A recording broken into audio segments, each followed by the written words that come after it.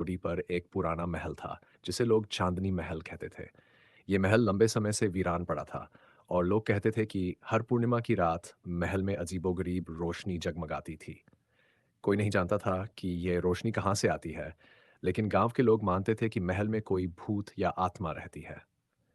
रवि, एक युवा और साहसी लड़का, इन कहानियों पर विश्वास नहीं करता था। वह हमेशा से इन रहस्यों की सच्चाई जानने का इच्छुक था। एक दिन उसने अपने दोस्तों से कहा, मैं इस पूर्णिमा की रात चांदनी महल जाऊंगा और देखूंगा कि वहां क्या हो रहा है।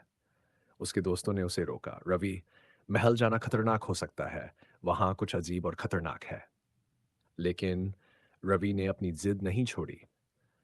वह अपने साथ एक टॉर्च, रस्सी और एक बैग में कुछ खाने पीने का सामान लेकर पूर्णिमा की रात महल की ओर निकल पड़ा। जैसे ही वह महल के पास पहुंचा, उसने देखा कि महल की खिड़कियों से हल्की नीली रोशनी बाहर आ रही है। उसका दिल तेजी से धड़कने लगा, लेकिन उसने हिम्मत नहीं हारी।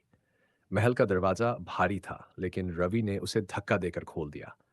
महल के अंदर घुसते ही उसे महसूस हुआ कि यह जगह बहुत पुरानी और रहस्यमयी थी। दीवारों पर पुराने चित्र लगे थे और फर्श पर धूल की मोटी परत जमा थी। रोशनी की दिशा का पीछा करते हुए रवि महल की सबसे ऊपरी मंजिल पर पहुंचा। वहां एक बड़े कमरे के दरवाजे से रोशनी बाहर आ रही थी। रवि ने धीरे से दरवाजा खोला और देखा कि कमरे के बीचों बीच एक प्राचीन दर्पण रखा था। वह दर्पण नीली रोशनी से चमक रहा था और उसमें से धीमे धीमे स्वर गूंज रहे थे, मानो कोई कुछ बोल रहा हो। रवि ने डरते हुए दर्पण के पास कदम बढ़ाया और उसमें झांका। अचानक दर्पण की रोशनी और तेज हो गई और रवि को उसमें एक स्त्री का चेहरा दिखाई दिया। वह स्त्री सुंदर थी, लेकिन उसके चेहरे पर उदासी और पीड़ा झलक रही थी। कौन हो तुम? रवि ने कांपते हुए पूछा। स्त्री की आवाज धीमी और कोमल थी। मैं इस महल की रानी थी और यह दर्पण मेरे द्वारा दिए गए श्राप का परिणाम है। मैंने इस महल को अपनी आत्मा से बांध रखा है, क्योंकि मेरे पति ने मुझे धोखा दिया था। मेरी आत्मा इस दर्पण में कैद हो गई है और मैं हर पूर्णिमा की रात इस महल में लौट आती हूँ। रवि ने साहस जुटाते हुए कहा, मैं तुम्हारी मदद कैसे कर सकता हूँ? रानी की आत्मा ने कहा, इस श्राप को तोड़ने के लिए तुम्हें इस दर्पण को महल के सबसे पुराने और गहरे कुएं में फेंकना होगा। जब दर्पण पानी में डूब जाएगा, तब मेरी आत्मा मुक्त हो जाएगी। रवि ने दर्पण को उठाया, जो काफी भारी था, और महल के पिछवाड़े स्थित कुएं की ओर चल पड़ा।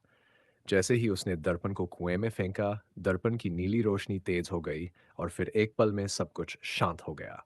कुएं से एक हल्की सी धुंध निकली, जो आसमान में विलीन हो गई।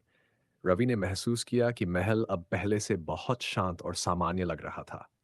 अगले दिन रवि ने गांव के लोगों को सारी कहानी सुनाई। लोग उसकी हिम्मत की तारीफ करने लगे। उसके बाद से चांदनी महल में कभी कोई अजीब रोशनी नहीं देखी गई और महल का रहस्य भी सुलझ गया।